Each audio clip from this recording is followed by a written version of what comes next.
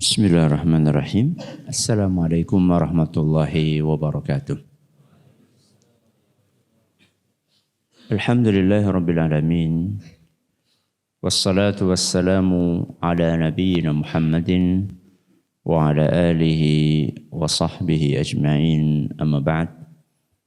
Jamaah sekalian yang kami hormati.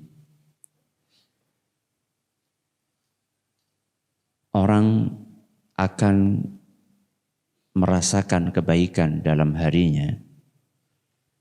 Salah satu faktor yang menentukan adalah bagaimana dia mengawali hari itu dengan kebaikan. Ada malam, ada siang. Malam itu diawali dengan sore dan siang itu diawali dengan pagi. Banyak di antara kita mengalami hal-hal yang tidak mengenakkan kalau enggak di malam, ya di siang hari.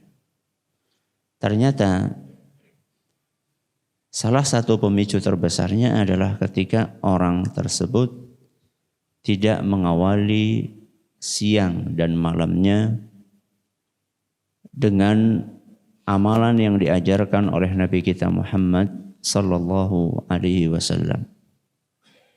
Seandainya amalan yang diajarkan oleh Nabi SAW tersebut dijalankan, maka dia akan melewati hari-harinya, siang ataupun malamnya dengan kebaikan. Dan akan dilindungi oleh Allah Azza wa Jalla dari keburukan. Amalan tersebut adalah zikir pagi dan petang. Amalan tersebut adalah zikir pagi dan petang. Sebuah amalan yang banyak sekali dalilnya, baik dari Al-Quran maupun hadis Rasul Sallallahu Alaihi Wasallam. Akan tetapi amat disayangkan masih banyak di antara kaum muslimin yang belum mengamalkannya. Bahkan tidak sedikit di antara mereka mengamalkan amalan-amalan yang tidak dicontohkan oleh Nabi SAW, justru yang dicontohkan oleh Nabi SAW malah tidak dipraktikkan. Di antara dalil Al-Quran yang memerintahkan kita untuk berzikir di pagi dan petang adalah firman Allah Subhanahu wa ta'ala dalam surat Al-Ahzab. Surat Al-Ahzab ayat 42 dan 43. Dalam surat Al-Ahzab ayat 42 dan 43 Allah Subhanahu wa taala berfirman, "Ya ayyuhalladzina amanu dzkurullaha dzikran katsira." Wahai orang-orang yang beriman, berzikirlah yang banyak. Berzikirlah yang banyak. Setelah itu Allah lanjutkan firman-Nya, wasabbihuhu bukratan wa asila. Dan bertasbihlah di waktu pagi dan petang. Jadi Allah Azza wa Jalla setelah memerintahkan kita untuk zikir yang banyak, Allah ingatkan tentang dua waktu ini, pagi dan petang. Kenapa kok dua waktu ini? Karena dua waktu ini sangat menentukan kondisi seseorang selama 24 jam. Pagi menentukan waktu dia, suasana dia di siang hari, sedangkan sore menentukan waktu dia di malam hari. Menentukan suasana kehidupan dia di malam hari. Maka dua waktu ini pagi dan petang itu sangat berarti dan sangat menentukan. Sehingga wajar ketika Allah Subhanahu wa taala memberikan penekanan khusus untuk pagi dan petang. Di dalam ayat yang lain misalnya surat Ghafir ayat 55. Surat Ghafir ayat 55 Allah berfirman, "Wasabbih bihamdi rabbika bil 'ashiyyi wal ibkar." Bertasbihlah kalian dengan memuji Allah di pagi dan petang. di sore dan pagi, di petang dan pagi. Bil asyiyi wal ibkar. Di petang dan pagi. Lagi-lagi pagi dan petang mendapatkan penekanan dan perhatian khusus oleh Allah Azza wa Jalla. Pagi itu kapan? Petang itu kapan? Pagi itu dimulai dari habis subuh. Yang dimaksud dengan zikir pagi itu dimulai dari habis subuh sampai matahari terbit. Itu pagi. Kalau petang itu diawali dari habis asar sampai menjelang maghrib, matahari terbenam. Berarti kan waktunya banyak. Ya bisa sampai 1 jam, 2 jam. Padahal bacaan-bacaan zikir pagi dan petang itu kalau kita baca semuanya paling-paling 10 menit. Paling-paling cuma 10 menit. Ya, pol-polnya kalau masih kesulitan baca ya seberapa jam lah. Ya, kalau masih belum terlalu lancar bacanya seberapa jam. Kalau sudah lancar 10 menit. Ya. 10 menit di pagi, 10 menit di sore akan menentukan perjalanan hidup kita 24 jam. Makanya rugi sekali orang-orang yang tidak mengamalkan ini. Kita ini ketika mengamalkan zikir pagi dan petang, kita ini akan diuntungkan bukan hanya di dunia kita, di akhirat kita pun akan diuntungkan. Contoh misalnya, ada salah satu zikir yang dianjurkan untuk dibaca di pagi dan petang, yaitu bacaan yang berbunyi Bismillahilladzi la yadurru ma'asmihi syai'un fil ardi wala fis sama'i wa huwas sami'ul alim. Berapa kali? 3 kali.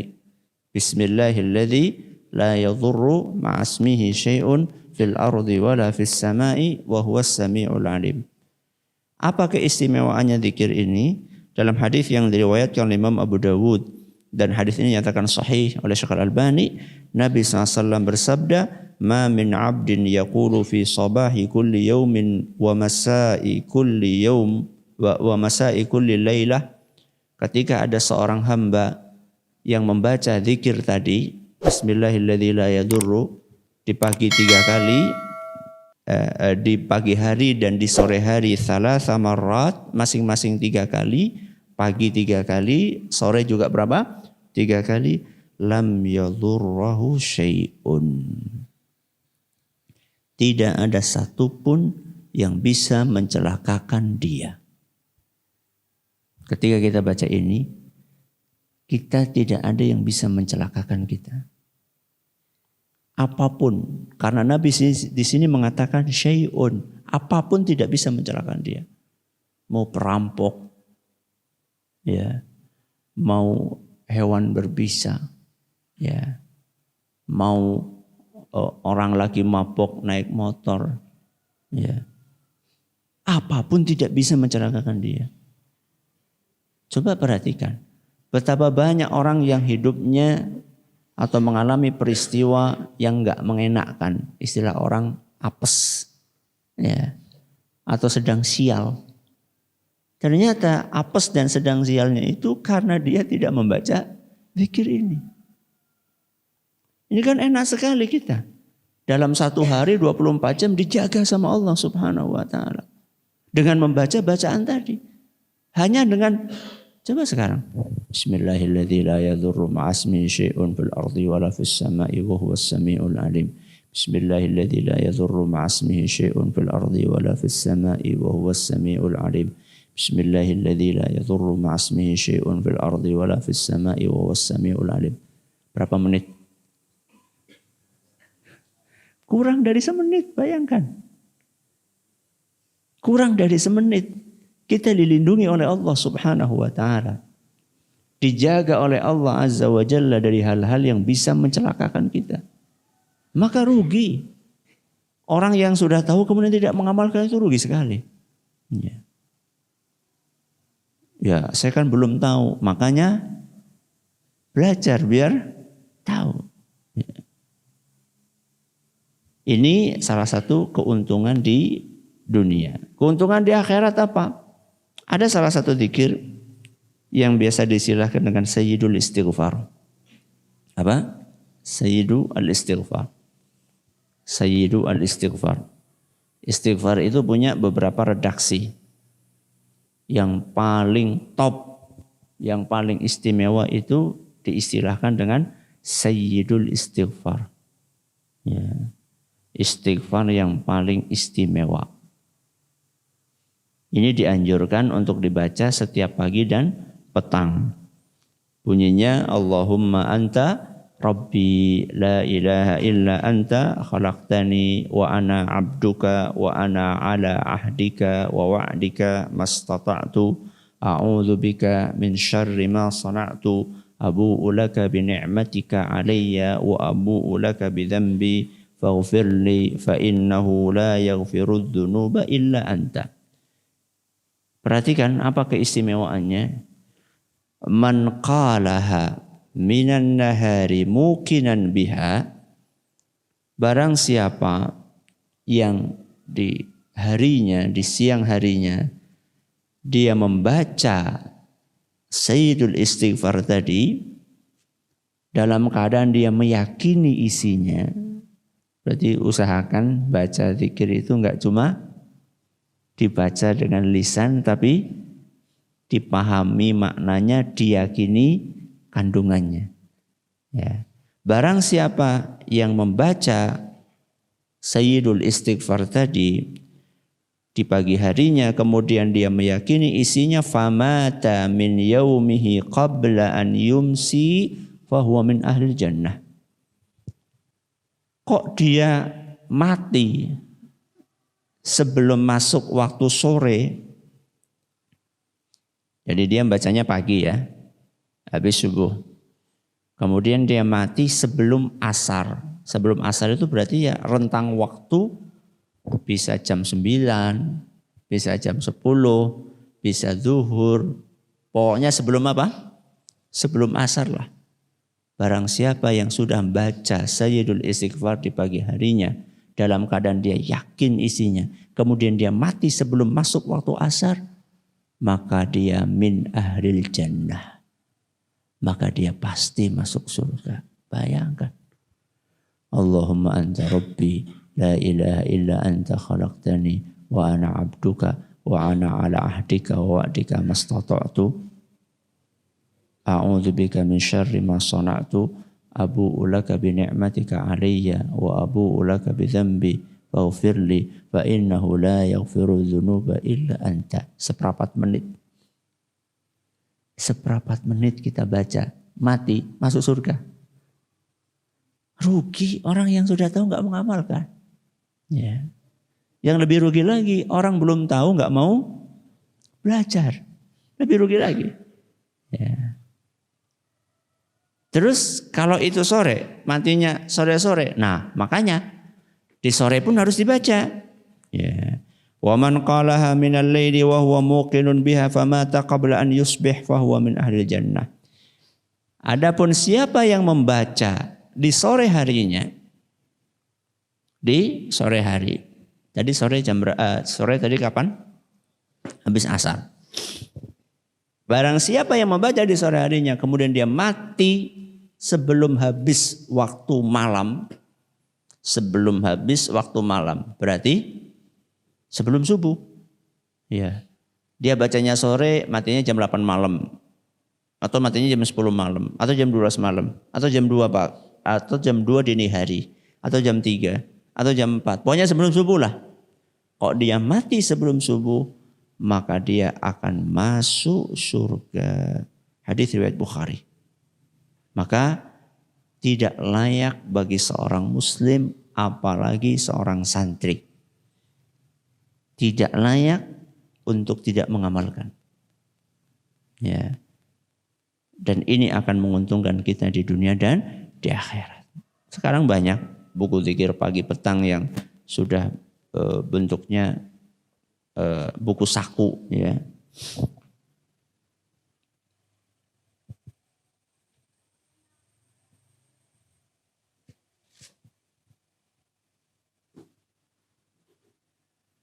Buku saku kayak gini, ya. Dan nggak harus antum itu beli yang seperti ini, cuman ini salah satu sampelnya. Buku saku kecil kayak gini, sudah dibagi Zikir waktu pagi ada, nanti zikir waktu petang ada. Dan ini dilengkapi juga zikir habis salat fardu. Ini dibawa kemana-mana setiap pagi, setiap sore. Tinggal dimasukkan kemana? Saku. Ya. Jadi aja HP ini Pak sing digawe mung-endi. Ya. Ini ya enak, ya ringan, nggak memberatkan, tapi efeknya dahsyat. Efeknya dahsyat. Ya. Dan ini seperti yang saya katakan tadi, nggak butuh waktu lama. Habis sholat maghrib, habis sholat apa? Asar. Setelah zikir ba'da sholat, ya setelah zikir ba'da sholat, nanti baru baca ini, selesai. Begitu pula habis subuh, setelah zikir, habis sholat, baca ini sampai selesai. Itu akan menguntungkan kita di dunia dan di akhirat. Mudah-mudahan habis ini kita terus mengamalkan apa yang diajarkan oleh Nabi kita Muhammad Sallallahu Alaihi Wasallam. Sampai kapan? Sampai kapan? Sampai mati. Sampai mati. Berarti pensiunnya kapan? Nggak wis mati. Jadi berhenti baca ini itu kalau sudah mati. Kalau belum mati ya belum berhenti. Ya, mudah-mudahan bermanfaat. Subhanakallahumma bihamdika asyhadu an la ilaha illa anta astaghfiruka wa atubu ilaik. Assalamualaikum warahmatullahi wabarakatuh.